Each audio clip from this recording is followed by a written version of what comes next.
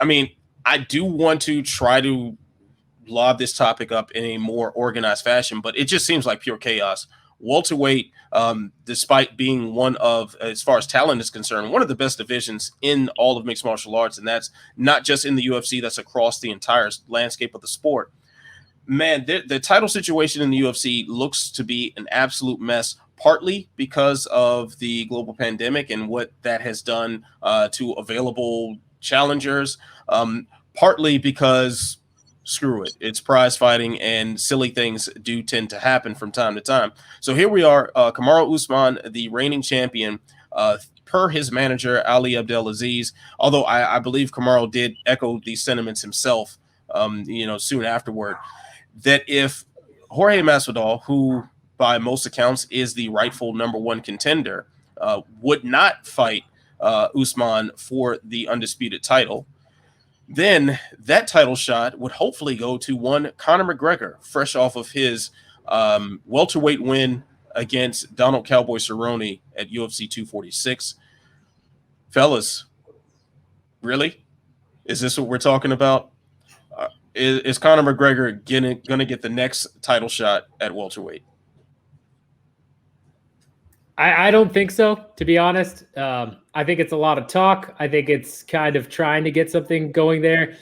Masvidal's decision to go after Nate Diaz in the rematch for the BMF belt, he said recently on an interview with Ariel Helwani that, talks between Masvidal and Usman stalled because Usman apparently wanted more money. Usman has said, Masvidal won't sign the dotted line. They both keep going back and forth as to why that fight's not getting done. But from a, fighter perspective, Masvidal is much, he knows he can beat Diaz. He basically already beat him one time. You have that stoppage because of, he did beat him, but you have that stoppage where some people are saying, I don't know, but he was beating the brakes off of Diaz. He knows he can go back in there and do it again. When it comes to Conor, it's more of a, who else is at welterweight, right? You've got Leon Edwards, who's just out in the cold because apparently an 8-fight win streak doesn't mean anything if you're getting decisions all the time.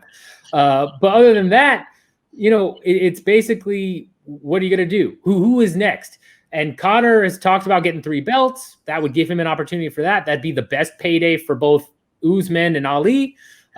It makes sense that they're going to angle for that fight because Masvidal and Conor are the 2 biggest draws. So Ali, of course, is going to go out there and say that type of thing and say, yeah, let's do that.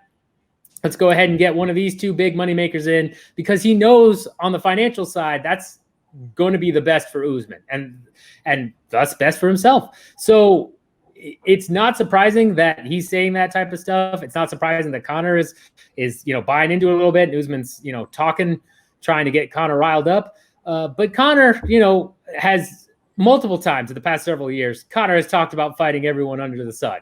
It's, he talked about fighting Anderson Silva recently. That's a fine fight. I'm okay to see that catch weight at 176. That sounds great. Is it going to happen? I don't think so. I think more than likely Conor's going to end up either taking another fight at 170 to just, get something under his chops and then probably argue to go back down and fight at lightweight. I think he really wants Gaethje at 170. I don't know that that's going to happen, obviously, because you got Gaethje Khabib, which makes the most sense in the world. But I think Conor's just going to keep angling for the best fight that he thinks he can win for the most money. I think he knows that Usman probably wouldn't go too well because it's just a bigger version of Khabib with the wrestling. So who knows how that's going to go, but I think this is all just chatter. You know what? I want to bring up something too that I think is important to kind of put into a little bit of perspective here. And correct me if I'm just grasping at straws here, but let's look at that trifecta between Justin Gaethje, Khabib Nurmagomedov, and Kamaru Usman. All of them clients of Ali Abdelaziz. All 3 belt holders right now. So how do you maximize those paydays?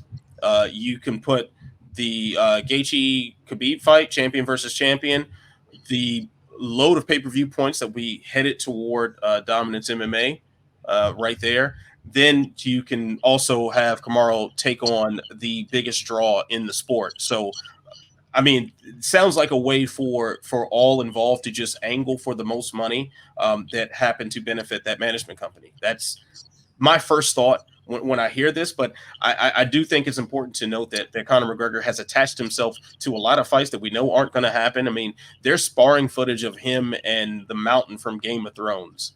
And this guy's a madman. He would fight anybody. The Anderson Silva talks. Not the first within a couple of days or so, but I mean, this was not the first time that these two have tried to state that they wanted to compete against one another. So at this point, I'm not surprised at anything Conor says. I'm not surprised at anything that that any fighter or manager is going to do to angle for the most money for their respective position. But you know, it's considering Conor's essential get out of jail free card. He just writes his ticket and decides who he wants to fight next for obvious reasons. This seems like more of a possibility than it should be when you look at how all the pieces fit together. Mike, anything you want to add to this about the potential, you know, clutter at welterweight? Yeah, welterweight's one of those divisions, man, where there's so many possibilities. You have Kamaru Usman as champion. He just beats Colby Covington. Crazy grudge match. Unbelievable fight. Tons of hype for Usman. Then you have Masvidal, who's on a red-hot streak. KOs of Till, Askren, the stoppage of Diaz, BMF title for whatever that's worth. He's a popular guy. You've got Leon Edwards, who was supposed to fight Tyron Woodley to determine the #1 contender. There's so much going on at welterweight. And then it's all kind of, you know, gone to crap.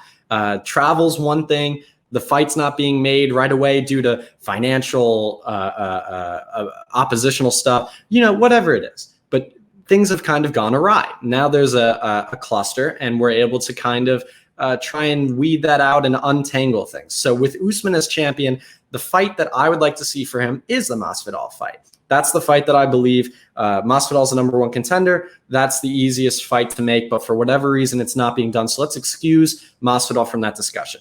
We've got Woodley Burns coming up. If Woodley wins that, he's the champion who lost his form against Kamaru and has a chance to prove that he's still got it at 38 because he's getting older, so his window is closing. You can arguably make that Woodley fight if he wins. If Gilbert Burns wins, look at the tear he's been on.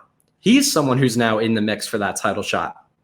Colby Covington just lost against Kamaru, and I'm not really the biggest fan of immediate rematches unless it's, you know, explicitly warranted, but he's in the mix there too. Leon Edwards, 8-fight winning streak, wins over Cowboy, Gunnar Nelson, Vicente Luque, and, you know, most recently, Rafael dos Anjos, which I consider to be one of the best wins you can have at lightweight or welterweight. So you have Leon Edwards there, you have Tyron Woodley there, Gilbert Burns, Jorge Masvidal, Colby Covington. Welterweight's got a lot going on. One guy that I don't list is Conor McGregor because he's not a welterweight. He has more fights at welterweight than he does at lightweight, and he was the lightweight champion. So I guess we have to consider it. Now remember, it's Conor McGregor.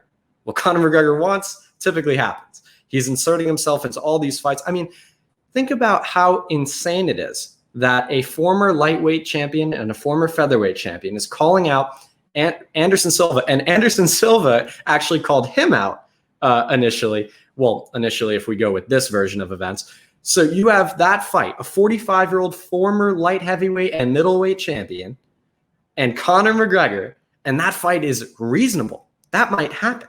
So if Conor wants something, the chances that Conor gets it are much higher than anyone else on the roster. That's just common knowledge. If Conor's going to fight Kamaru Usman while we wait for welterweight to shake itself out, let's say Masvidal does the Diaz rematch. Let's say Edwards is unable to travel to the U.S. Woodley Burns is going on right now. If the UFC says, screw it, we want to just get a Conor McGregor fight without a live audience, which I can't really see being the case, and we want him to fight Usman, which I'm also not sure if that's the biggest fight for the UFC to make.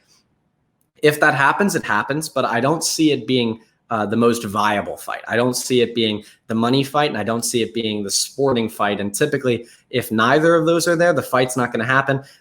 Personally, I kind of just want to see Masvidal Usman get that done. If not that, Masvidal Covington would be an amazing fight, especially with Covington's departure from ATT. That news reported by James Lynch. There's a lot to do at welterweight. There's a lot to do at lightweight, like you said, Ant.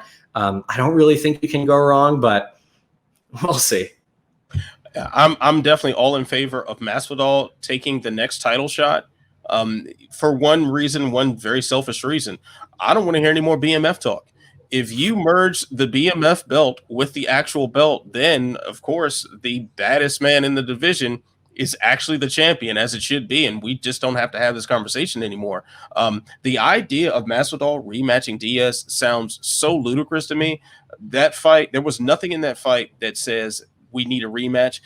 Even if you look at the stoppage, which I think was perfectly warranted, but Diaz was getting slaughtered out there. I don't need to see this again. I think Masvidal proved himself to be the better fighter. And aside from that, a Masvidal versus Covington matchup makes perfect sense. Let that fight determine who's going to get a shot at the title next. There's so many better options from a sporting perspective than Conor McGregor. Now, especially if we're talking about an accelerated time rate here, we're talking about putting this fight together within 6 weeks or so, maybe 8 weeks. I mean, we're most likely still going to be within the bubble that the coronavirus epidemic has put around us, as far as live gates are concerned, as far as availability of certain fighters and whatnot, and just the logistics being kind of screwed up. Just go ahead and knock it out the way. I think we'd be better off just having the fight that you can make quickly, that makes the most sense for the sport, and you can have more eyeballs on it. If you were to put on Masvidal versus Usman, or Usman versus Edwards, something like that, if you were to put that on at a later time when the world is a lot more back to normal, I can't imagine those pay-per-view buy rates would be nearly as high as they would be when most of the sporting world is on lock. So move forward with what makes sense, because it's going to make money regardless. I would say it is going to make money, but I would also understand from Masvidal's point of view, in a situation like this, who's going to be the bigger draw for him? A guy that he knows that he can beat, and, is arguably one of it's not arguably, is definitely one of the biggest stars in the sport in Nate Diaz, despite his recent losses. Or Usman, who is a much bigger threat to him, isn't necessarily a huge draw. In terms of the pay-per-view numbers, we don't know that much, because since he's been champion, they've been behind the ESPN paywall, so we only really hear about pay-per-view number estimates when things are going well. Otherwise, it's kind of just hush-hush. So we don't really know how much he's drawing. From a business perspective, it makes way more sense if I'm Masvidal and I can, play up the BMF rematch and say, that fight got stopped early. It shouldn't have gotten stopped early. Let's really figure out who's the champ. And then you've got Diaz versus Masvidal 2 on a pay-per-view. It's much more likely to attract casual viewers who know, Nate Diaz, right, the guy that beat Conor McGregor, and up those pay-per-view buys. I agree with you that if you did Masvidal versus Usman at a later date, pay-per-view buys are going to go down regardless. But remember, there's also a certain threshold in almost all fighter contracts where you have to reach a certain amount of buys in order to even get paid. And then once you hit different levels based on that threshold, providing that the contract is still similar to what was being used back in 2016 that we discovered from the class action lawsuit, once you start to hit those higher thresholds of 500,000, 750,000, and so on, you hit different tiers, and it ends up making a huge difference in the amount of money you can get. So I'm with you 100% that you should probably do Masvidal or Usman, but from a fan standpoint and a meritocratic standpoint, but if I'm Masvidal, that sounds like easy money to me. I'm going to make a ton of money beating a guy I already beat the crap out of, and it's going to be more than what I would probably make against a opponent that's much harder than me, much harder for me to fight, and that has shown, as the Damian Maia fight, that it could be a bit of a struggle. So business-wise, if I'm Masvidal, I might say screw it and go after Diaz, and I think that's what he's doing here. I mean, I definitely would expect the fighters to angle for what's going to make them the most money. That seems to be the number one thing that fighters should be doing. Like, if I'm Jorge Masvidal, yes, I'm going to want to fight Nate Diaz because it's an easier fight that's going to get me a lot more money, of course. I mean, but if we follow that, if the promotion, I should say, follows that logic and they go headfirst in that direction, I mean, how ridiculous can we get? I mean, Jorge Masvidal would have a much bigger buy rate if he fought Newt Gingrich. But is that a competitive fight? It would attract a lot of curiosity. People would pay to watch, that happen. But we will go so far into the absurd that it ceases being a true sport. It just becomes a spectacle at that point, and maybe that's what some people want. I'm lean far more toward the sporting side. If I were to challenge Mr. Fiedel, I have a much bigger challenge ahead of me than if I were to fight, I don't know, Kevin Hart. I don't know. I'd kind of lean Kevin Hart over me. I mean, you got the ground game, man. Kevin Hart does all that flashy mitt work. That can't protect against the leg kick, man. That ain't going to stop the double leg neither. So, but I would want to fight Kevin Hart more than I'd want to fight you, Mike, because it'll be easier and I'd make a lot more money. But that still's kind of absurd, Yeah, more money I definitely agree with, because I'm not generating that many pay-per-view buys. Yeah, and I don't want to fight, so it's all good. Me neither. Especially you, Mr. Fiedel. You're a very intimidating man. So fellas, before we wrap things up, any other thoughts we want to add on to the welterweight fiasco, or do we want to just go ahead and pay respects to Leon Edwards' title shot?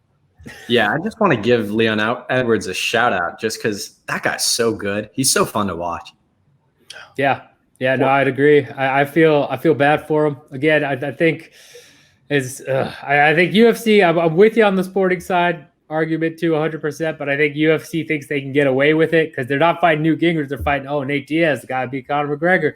I think they're going to keep milking that type of stuff. I think that's why you see Cruz, Cejudo. I think that's why you see Aldo getting a shot. I think they're going to keep going that route, unfortunately. But props to Leon Edwards, man. That dude has been killing it since he lost to Usman. That was his last, I think he's earned his rematch with Usman, to be frank. They both have improved so much. It's just going to be a better version of the same fight. Right. Yeah. And it's so crazy that Edwards' big opportunity against Woodley has disintegrated completely now. Now Woodley is moved on and not even seeming to want to entertain any discussions of rebooking this fight. So poor Leon Edwards.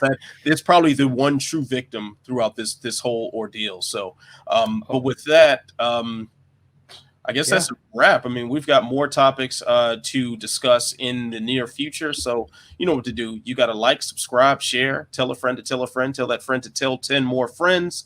Thank you for joining the Body Lock MMA.